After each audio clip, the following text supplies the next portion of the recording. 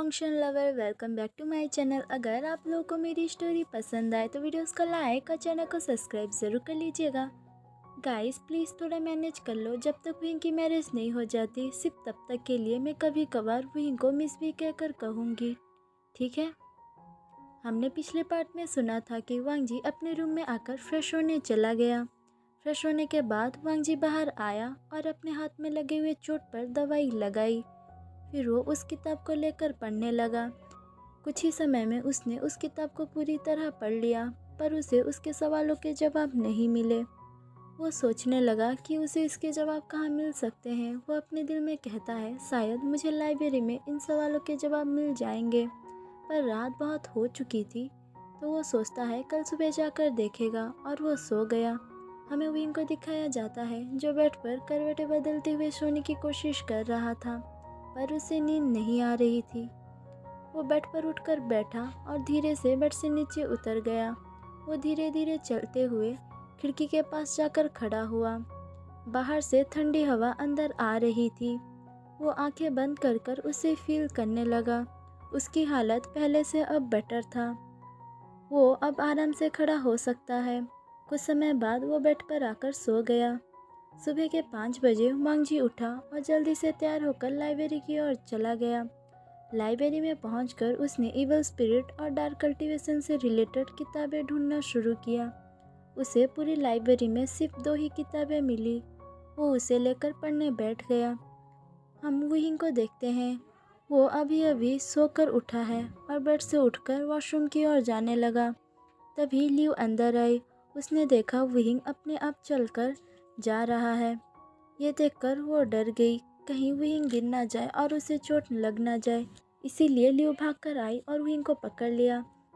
ये देखकर वुहिंग कहता है, तुम ये क्या कर रही हो लियू, मुझे क्यों पकड़ा है। तब लियू कहती है, मिस वी, अगर आप गिर गई तो आपको चोट लग सकती है और आप अभी तक पूरी तरह ठीक नहीं हुई। अगर आपको कहीं जाना था तो मुझे बुला लेती, मैं आपको ले चलती। तब वुहिंग लियू को इतना टेंशन लेते हुए देख कहता है, तुम चिंता मत करो, मैं ठीक हूँ। देखो मैं इतनी दूर आ चुका हूँ पर मैं अभी तक गिरा नहीं, और मैं इतना भी ज़्यादा कमज़ोर नहीं हूँ कि खुद चलकर बाथरूम भी नहीं जा सकता। तब लियू थोड़ा शांत हो गई और उसने वुहिंग का हाथ छोड़ दिया। फिर लियू कहती है, अगर आपको कुछ चाहिए तो मुझे बोल देना, मैं यहीं पर हूँ। वुहिंग ठीक है कहकर वॉशरूम में चला गया। नहाकर तैयार होने के बाद वुहिंग वॉशरूम से बाहर आया। लियू वुहिंग को देखकर कहती है, क्या मैं आपके लिए नाश्ता लेकर आऊँ। वुहिंग ने ठीक है कहा। लियू वहाँ से चली गई। कुछ समय बाद वो हाथ में खाने का प्लेट पकड़कर आई और वुहिंग को दे दिया। वुहिंग लियू के हाथ से खाना लेकर खाने लगा। आज उसे खाने का टेस्ट थोड़ा अजीब लग रहा था, पर उसने कुछ भी नहीं कहा। वो चुपचाप खाने लगा। वुहिंग के खाना खाते ही लियू वहाँ से प्लेट लेकर चली गई। अब वुहिंग कमरे में अकेला था। वो सोचने लगा क्या करे। उसे बहुत ज़्यादा बोर फील हो रहा था। उसे आज उसके फ्रेंड की बहुत याद आ रही थी। वो तीनों कितना मस्तियाँ किया करते थे। वनिंग और न्यूहसन दोनों वुहिंग को कभी भी अकेला फील होने नहीं देते, पर यहाँ पे उसके साथ बात करने वाला कोई भी नहीं है। वो कहता है, पता नहीं वो दोनों क्या कर रहे होंगे। अब हमें न्यूहसन और वनिंग को दिखाया जाता है। न्यूहसन जो अपने घर में बैठकर काम कर रहा है और वनिंग ऑफिस जाने के लिए तैयार हो रहा है। वो दोनों वुहिंग को बहुत ज़्यादा मिस किया करते हैं, पर कुछ भी नहीं कर सकते। अब हमें वुहिंग का सीन दिखाया जाता है। वुहिंग वहाँ से उठा और खिड़की के पास जाकर खड़ा हो गया। बाहर सारे लैंड डिसिपल अपने अपने काम पे लगे हुए थे। एक भी शोर शराबा नहीं था, मानो जैसे यहाँ पर इंसान नहीं रहते। सिर्फ उनके चलने की आवाज़ें आ रही थी। कुछ समय वहाँ पर खड़े होने के बाद वुहिंग को नींद आने लगी। वुहिंग सोचता है, अरे मैं तो अभी सोकर उठा हूँ, फिर से इतना नींद क्यों आ रहा है। वो चुपचाप जाकर बेड पे सो गया, क्योंकि उसे खाने में दवाई मिलाकर दी गई थी ताकि वुहिंग ज़्यादा रेस्ट करे और वो जल्दी से ठीक हो जाए।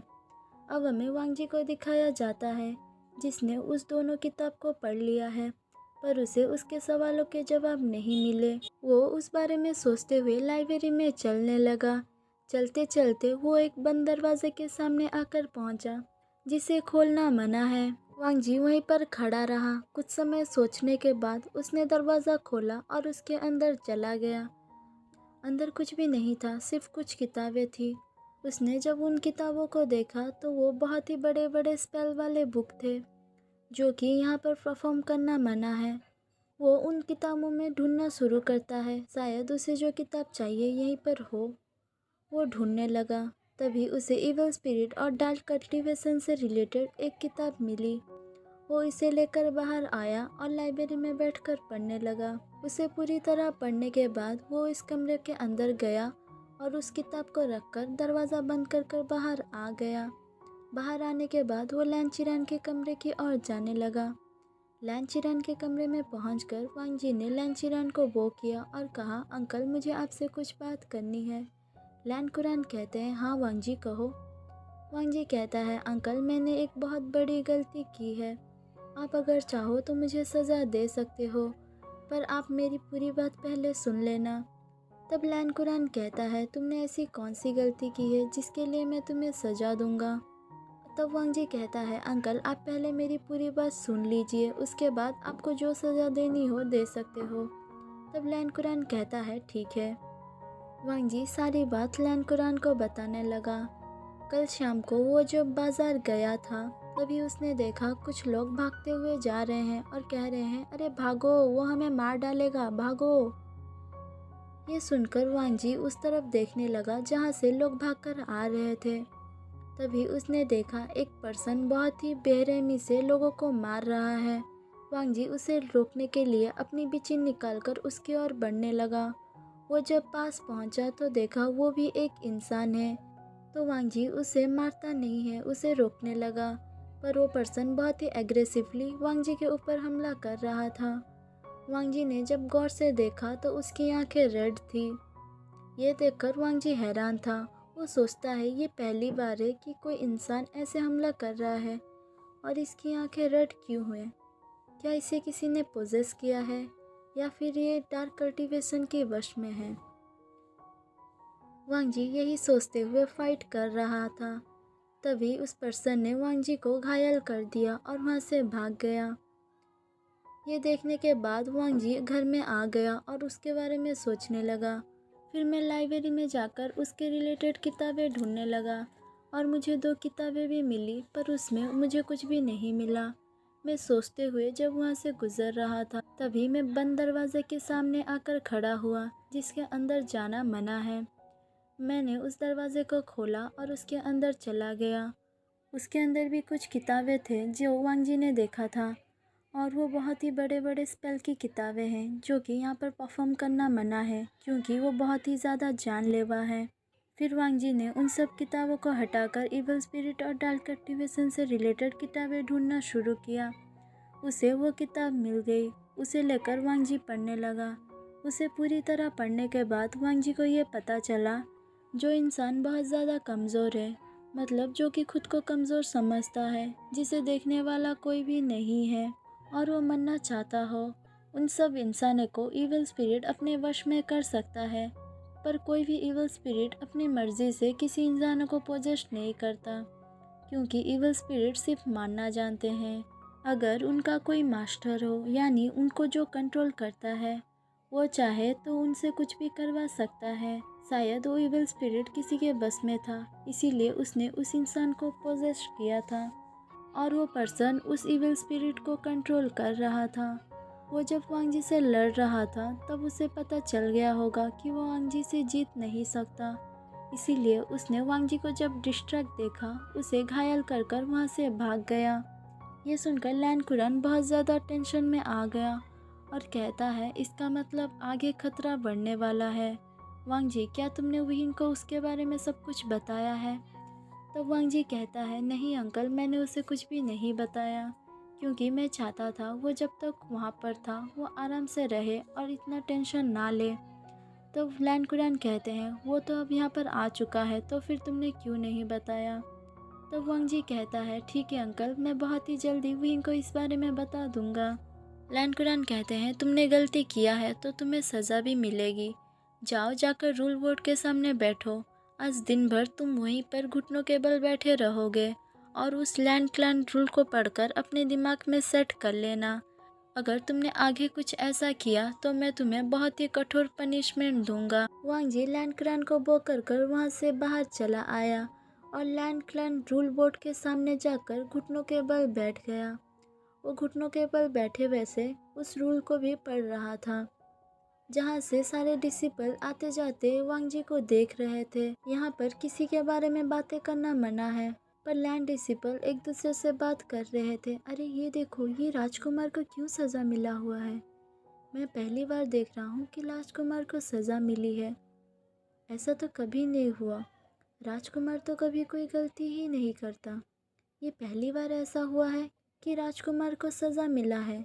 ऐसा राजकुमार ने क्या किया है कि मास्टर लैंड कुरान ने उन्हें सज़ा दिया? जो लोग वहाँ से गुजर रहे थे वो सब वांग जी को देख रहे थे और उससे थोड़ा दूर ही जाकर वो लोग बात कर रहे थे, क्योंकि सबको पता है वांग जी कितना गुस्सैल है और उसे बिल्कुल भी नहीं पसंद कि उसके बारे में कोई भी बातें करे। वांग जी को वो सब सुनाई दे रहा था, पर वो उन सब पर ध्यान नहीं देता और लैंड क्लैन रूल्स को पढ़ने लगा। लैन सिचन अपने कमरे से बाहर आया और उसने सुना एक डिसिपल वांग जी के बारे में बात कर रहा है। ये सुनकर लैन सिचन कहता है, क्या अंकल ने वांग जी को सज़ा दिया है? पर क्यों? मैं जाकर अंकल से पूछता हूँ। ये कहकर वो लैंड कुरान के कमरे की ओर बढ़ने लगा। इस तरफ लैंड कुरान टेंशन से दोनों हाथों को पीछे बांधकर इधर से उधर घूम रहा था। तभी लैन सिचन अंदर आया। लैन सिचन आते ही लैंड कुरान को वो करता है। लैंड कुरान ने लैन सिचन को देखकर कहा, अच्छा हुआ सिचन तुम यहाँ पर आ गए, मैं तुम्हें अभी बुलाने वाला था। तब लैन सिचन कहता है, अंकल आपने वांग जी को क्यों सजा दिया है? क्या वांग जी ने कुछ किया? तब लैंड कुरान कहता है, हाँ उसने गलती किया था, इसीलिए मैंने उसे सज़ा दिया है। तब लैन सिचन कहता है, ऐसा क्या किया था वांग जी ने? तब लैंड कुरान ने पूरी बात लैन सिचन को बताई।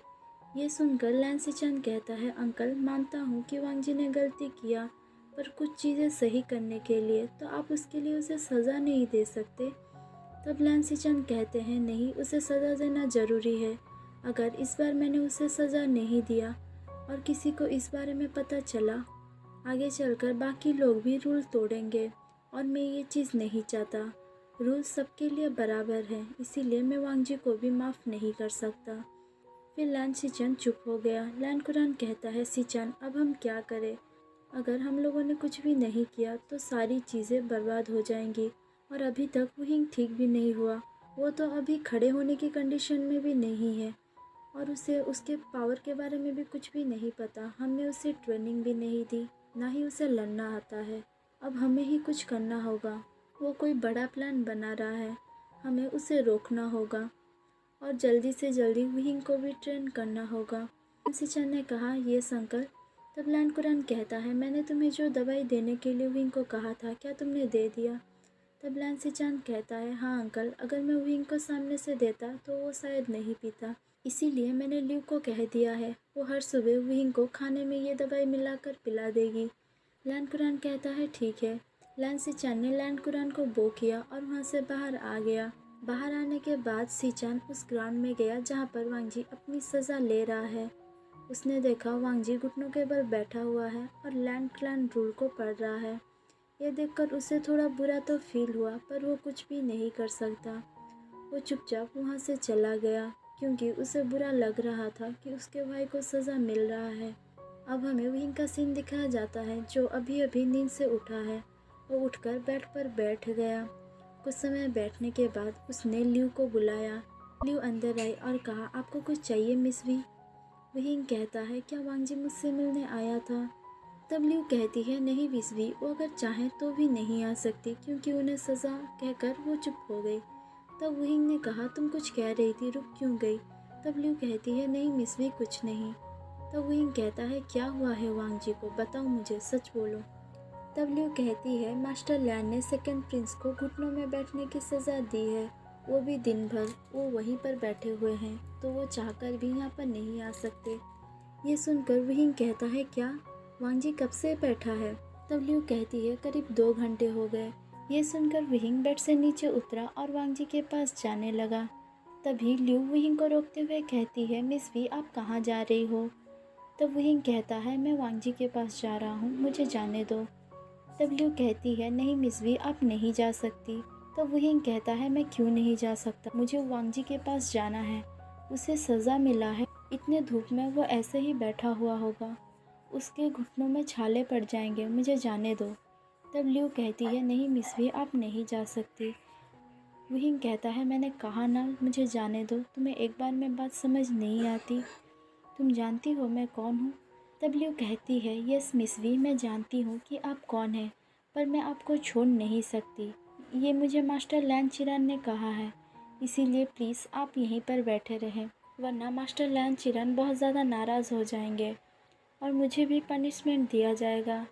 ये सुनकर वही चुप होकर वहाँ पर बैठ गया, क्योंकि वो नहीं चाहता उसके लिए किसी और को पनिशमेंट मिले, पर वो सुकून से कैसे बैठ सकता है जबकि वांग जी को सज़ा मिली हुई है। वो खिड़की के पास जाकर खड़ा हुआ, वहाँ से वो ग्राउंड पूरी तरह क्लियर दिख रहा था। उसने देखा वांग जी कड़ी धूप में वैसे ही घुटनों के बल बैठा हुआ है।